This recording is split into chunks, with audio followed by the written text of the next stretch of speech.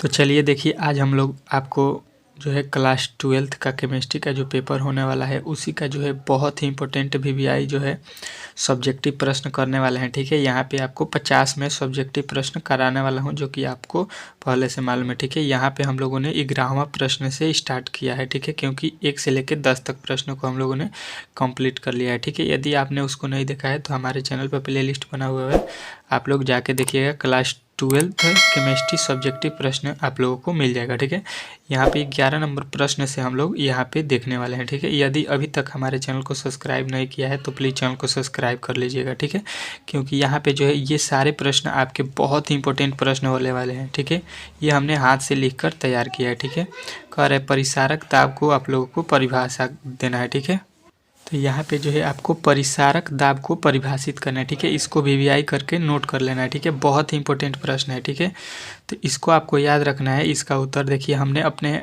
हाथ से लिख के बहुत छोटे में इसको तैयार किया है। ठीक है, इसी प्रकार आप लोग लिखिएगा तो आपको फुल नंबर वहाँ पे मिलेगा। ठीक है, एग्जामिनर आपको इसी प्रकार देगा। कह रहा है घोल पर आरोपित वह न्यूनतम दाब जो प्रासरण को रोक दे उसे प्रासरणिक दाब कहते हैं। ठीक है, यहाँ पर परिसारिकी जो दाब है, परिसारक दाब, उसको हम लोग पाई से सूचित करते हैं। ठीक है, इसको हम लोग परिसारकी भी बोलते हैं या परिसारक भी बोलते हैं। ठीक है, दोनों आपसे पूछेगा तो आपको घबराना नहीं है, यही प्रश्न है। ठीक है, यही आपको उत्तर देना है वहाँ पे। ठीक है, यहाँ पे इसका होता है परिसारक बराबर NRT/V। ये आपको सूत्र याद रखना है अच्छे तरीके से। ठीक है, तो आपको याद रखना है क्या कि घोल पर आरोपित वह न्यूनतम दाब जो परिसारण को रोक दे उसे परिसारक दाब कहते हैं। ठीक है, अच्छे तरीके से इसको नोट कर लेना है और इसको आपको याद कर लेना है। ठीक है, चलिए अगला प्रश्न देखिए। यहाँ पे 12 नंबर प्रश्न क्या कह रहा है कि ताप बढ़ने पर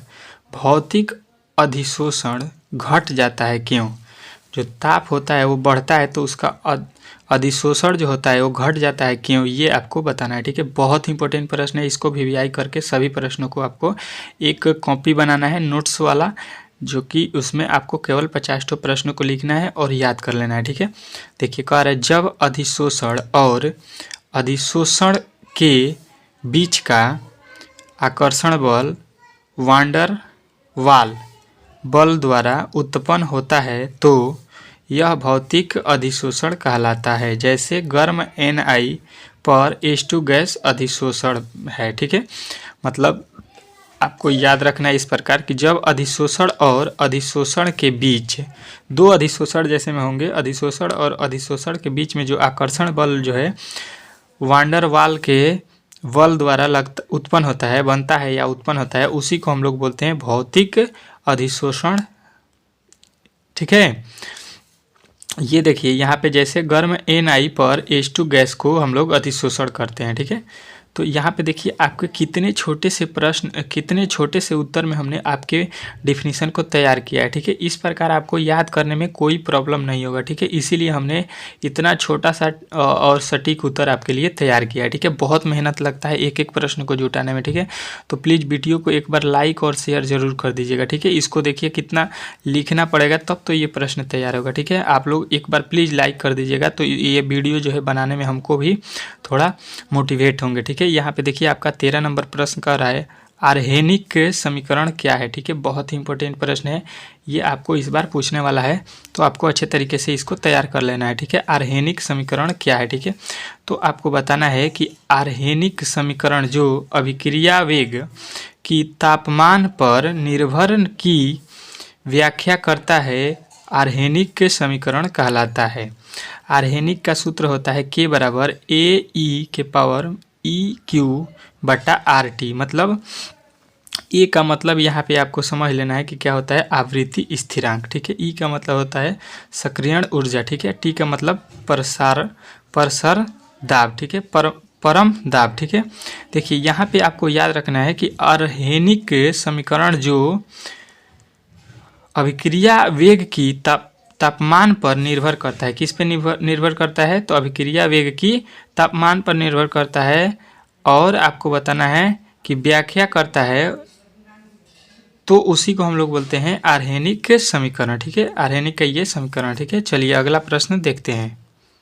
देखिए अगला प्रश्न देखिए, बहुत इंपॉर्टेंट प्रश्न है ये, जो है अधिशोषण एवं अवशोषण में अंतर आपको बताना है। ठीक है, बहुत ही इंपॉर्टेंट प्रश्न है। ठीक है, इस बार के पेपर के दृष्टिकोण से। ठीक है, तो आपको बताना है कि अधिशोषण और अवशोषण में अंतर। तो दोनों तरफ आपके पन्ना में इस प्रकार लिख लेना है, एक बीच लाइन से खींच देना है। ठीक है, और इधर लिखना है अवशोषण में पहले कि इसमें पदार्थ केवल पृष्ठ पर सांद्रित होता है एवं अधिशोषण की सतह से स्थूल में प्रवेश नहीं करता है। ठीक है, उसी प्रकार इसमें लिखना है कि इसमें पदार्थ ठोस के संपूर्ण स्थूल में समान रूप से वितरित हो जाता है। ठीक है, इसमें सतह से स्थूल में प्रवेश नहीं होता है, इसमें प्रवेश हो जाता है समान रूप से। ठीक है, इसका अंतर है। ठीक है, फिर यहाँ पे आपका दूसरा लिखना है कि अधिशोषण में अधिशोष्य सांद्रता केवल अधिशोषण के पृष्ठ पर बढ़ती है। ठीक है, अधिशोषण के पृष्ठ पर क्या होती है, इसमें बढ़ती है। ठीक है, आपको इसको नोट कर लेना है। ठीक है, आपको एक कॉपी बना लेना है, इसमें इसको सारे प्रश्नों को नोट करना है। ठीक है, दूसरा में आप लोग इधर लिखिएगा कि अवशोषण में अवशोषण होने वाले पदार्थ की सांद्रता ठोस के संपूर्ण स्थल में एक रहती है। ठीक है, अवशोषण में क्या होता है, अवशोषण होने वाले पदार्थ की सांद्रता ठोस के संपूर्ण स्थूल में एक रहती है। ठीक है, चलिए अगला प्रश्न देखिए, कह रहा है यदि अधिशोषण की सतह की घटना है, इसमें क्या होता है, यह अधिशोषण की सतह की घटना है। कौन, अधिशोषण जो होता है, अधिशोषण की सतह की घटना होती है। ठीक है, इसमें बताना है यह पूरे पदार्थ की घटना होती है, इसमें पूरे पदार्थ की घटना होती है, जबकि इसमें जो है अधिशोषण पर केवल होता है, उसके सतह पर। ठीक है, चलिए यहाँ पे 15 नंबर प्रश्न आपके सामने आ चुका है, बहुत इंपॉर्टेंट प्रश्न है, अच्छे तरीके से इसको देखना है। ठीक है, समांग उत्प्रेरक क्या है, उदाहरण दे। बहुत इंपॉर्टेंट प्रश्न है, इसको लिख लीजिएगा। ठीक है, जो कि बहुत इंपॉर्टेंट प्रश्न है इस बार के लिए। वह उत्प्रेरक जिसमें प्रतिकारक और उत्प्रेरक दोनों एक ही भौतिक अवस्था में होते हैं समांग उत्प्रेरक कहलाते हैं। जैसे SO2 प्लस O2 ये दोनों रिएक्शन करके NO के उपस्थिति में क्या बनाएगा, 2SO3 बना देगा। ठीक है, इस प्रकार आपको इसका जो है देखिए कितना सटीक उत्तर और कितना छोटे में मैंने बना दिया है कि वह उत्प्रेरक जिसमें प्रतिकारक और उत्प्रेरक दोनों एक ही भौतिक अवस्था में होते हैं समांग उत्प्रेरक कहलाते हैं। ठीक है, तो आप लोगों को अच्छे तरीके से ये वीडियो जो है समझ में आ गया होगा और अच्छा लगा होगा,